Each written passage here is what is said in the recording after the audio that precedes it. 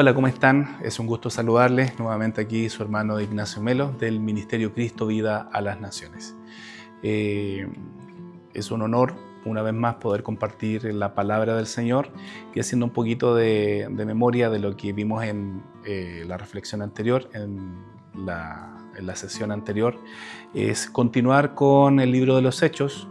Recuerda usted que la vez anterior estuvimos hablando del momento en que los discípulos estuvieron con Jesús, hablando de la resurrección, del reino y del Espíritu Santo. Recordemos que el libro de los Hechos es justamente los hechos del Espíritu Santo, como muchos estudiosos hablan del tema. En esta ocasión quiero compartir con ustedes los versículos 6 al 8 del mismo capítulo 1. En el que nos dice la palabra del Señor. Recuerde, capítulo 1, versículos 6 al 8. Dice así: Así que mientras los apóstoles estaban con Jesús, le preguntaron con insistencia: Señor, ¿ha llegado ya el tiempo que liberes a Israel y restaures nuestro reino? Y él les contestó: Solo el Padre tiene la autoridad para fijar fechas y tiempos, y a ustedes no les corresponde saberlo. Pero recibirán poder cuando el Espíritu Santo descienda sobre ustedes y serán mis testigos. Y le hablarán a la gente acerca de mí en todas partes, en Jerusalén, por toda Judea, en Samaria y hasta los lugares más lejanos de la tierra. Esta es palabra del Señor. Cuando hablamos del poder de lo alto, que es la promesa que les hace el Señor Jesús, lo hace ya casi llegando al final de estos 40 días que Jesús está con los discípulos después de haber resucitado. Llegó el momento en que el Señor tiene que volver al Padre, tiene que ascender. Sus años en la tierra, físicamente hablando, estaban llegando a su fin. Nunca más se vería a Jesús sobre la tierra, sino que hasta el día del juicio final. Se estaba por cumplir la petición del Padre cuando el evangelista Juan, en el capítulo 17, versículo 5, dice: Ahora, Padre, glorifícame tú al lado tuyo con aquella gloria que tuve contigo antes que el mundo fuese. En ese momento se había reunido el grupo de discípulos, probablemente fueron los 11, tal como leemos en el capítulo 28 de Mateo. A pesar de todo el tiempo que habían pasado con Jesús, los apóstoles aún no entendían bien las cosas. Sus mentes no estaban sintonizadas con la mente del Señor. Por eso hicieron una pregunta un tanto inapropiada. Señor, ¿restaurarás el reino a Israel en este tiempo? Entonces, cabe la pregunta: ¿a qué se referían los discípulos? Cuando ellos comenzaron a seguir a Jesús, la motivación principal fue que creían que Él era el Mesías, un libertador que estaba profetizado, que iba a defender, que iba a levantar armas probablemente en contra del Imperio Romano. Debemos recordar de que el pueblo de Israel, los judíos, estaban subyugados por el Imperio Romano, por lo tanto esperaban con ansias lo que estaba anunciado, un Salvador, un Mesías que pudiese liberarlos de este yugo. Entonces, ellos estaban con Jesús porque creían ciegamente que era el Mesías, pero un Mesías que estaba totalmente destinado para otra meta u otro objetivo según el Padre. El mayor anhelo era que este Mesías derrotara a los romanos y restableciera la nación de Israel en toda su gloria. Por unos días la muerte de Jesús golpeó a los discípulos, indudablemente, porque ellos no se esperaban que este Mesías, este libertador, cayese tan así, tan fácil, quizás a ojos de ellos, porque no era lo que ellos querían. Entonces, esta muerte que los golpeó tanto, rompió las expectativas que ellos tenían, pero ahora que había resucitado y seguía hablando del reino de Dios, todas aquellas aspiraciones nacionalistas, todas esas esperanzas de un reino mesiánico, revivieron en el corazón de los apóstoles, cobraron energía, cobraron esperanza. Y seguramente se debió a que el Señor les venía hablando de la extensión del reino, el reino de Dios. Los discípulos estaban en la sintonía de un reino físico, un reino terrenal, material. Pero Jesús estaba hablando de un reino mesiánico, un reino espiritual, un reino que no tenía que ver sobre esta tierra, indicando que ellos, los discípulos, los apóstoles, iban a tener un papel muy importante en este tema. Sus corazones se alegraron y la curiosidad obviamente les ganó. Con amor y con paciencia el Señor Jesús les desengañó, les abrió los ojos, les volvió a decir diciendo, no les toca a ustedes saber los tiempos o las sazones que el Padre puso en su sola potestad. En el idioma original, Lucas usa dos términos para la palabra tiempo.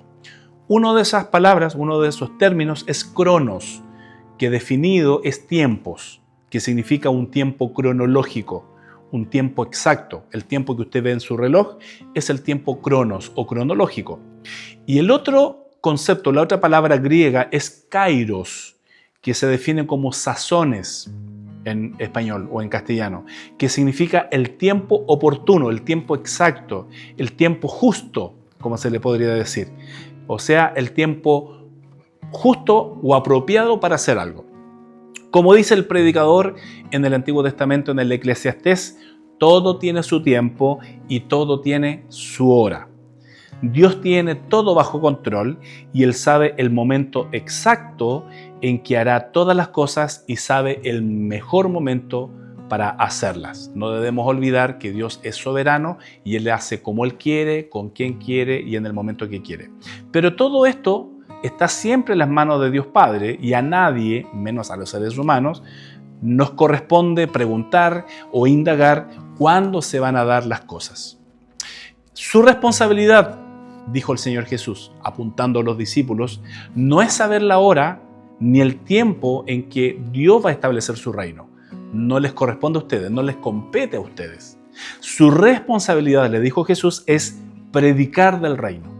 Su responsabilidad es anunciar del reino, anunciar el nombre de Jesús, tal como Jesús lo hizo. Jesús les dijo, tal como yo lo hice.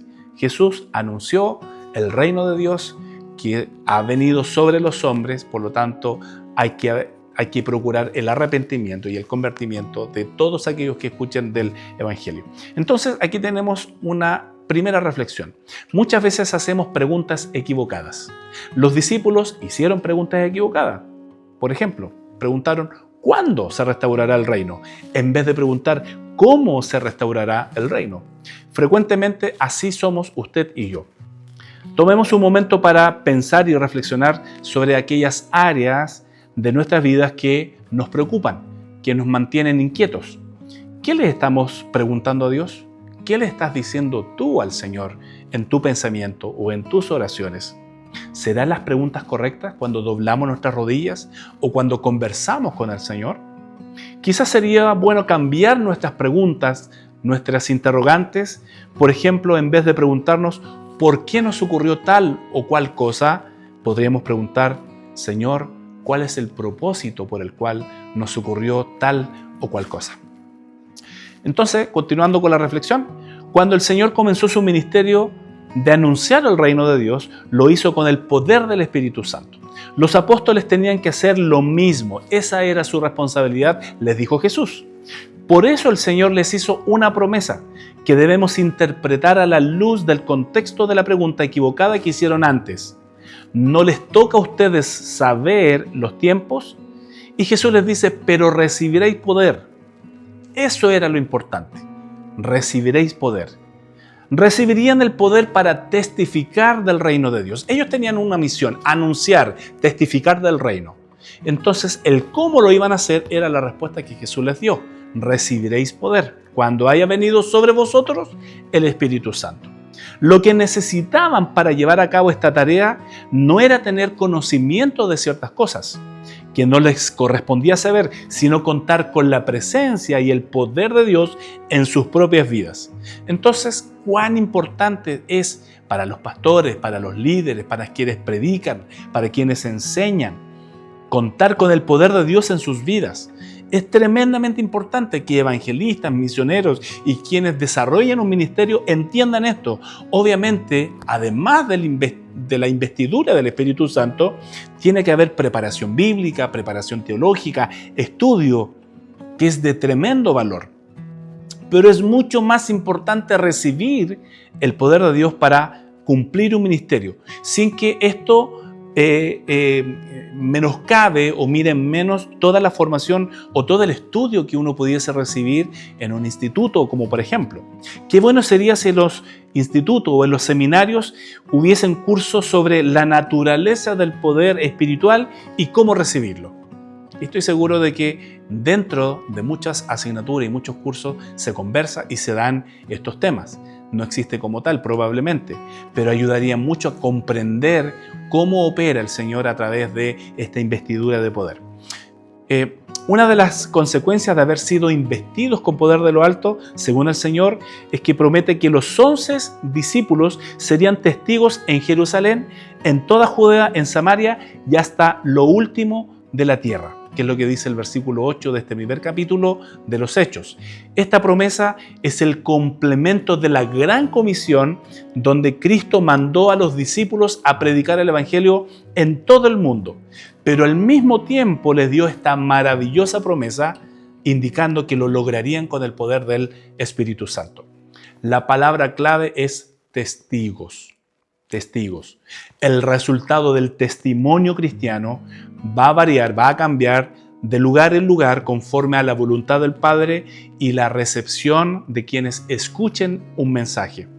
La cantidad de fruto espiritual que iban a tener en el ministerio no era la responsabilidad de los propios apóstoles, sino que su responsabilidad solamente era esperar en Jerusalén hasta recibir el poder de lo alto para la obra.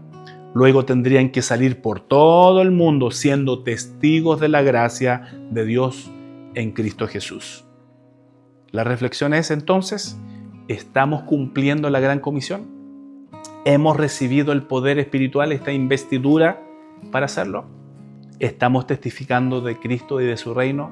Es la gran pregunta, que podemos responderla a través de la Escritura, a través de la palabra y de un análisis en nuestro interior para con el Señor. Y si no lo hemos recibido, la invitación está la promesa: Señor, si yo no he recibido esta investidura, Señor, dámela porque necesito testificar con poder de tu nombre y del reino que tú nos enseñas. Oremos al Señor para poder agradecer por su palabra y por esta reflexión. Padre, en el nombre de Jesús, muchas gracias una vez más porque nos permites poder compartir tu palabra, esta reflexión, que de una u otra forma anhelamos siempre que tu nombre, Señor Jesús, sea glorificado. Señor y Padre, que podamos siempre traer honor y honra a Jesucristo a través de tu Santo Espíritu. Permítanos, Señor, seguir compartiendo tu palabra, la reflexión, a tantas vidas que lo necesitan, a través de las Escrituras, a través de tu palabra que nos alimenta, que nos nutre, que nos fortalece. Te lo pedimos en el nombre de Jesús. Amén. Un abrazo gigante y nos vemos en la próxima reflexión.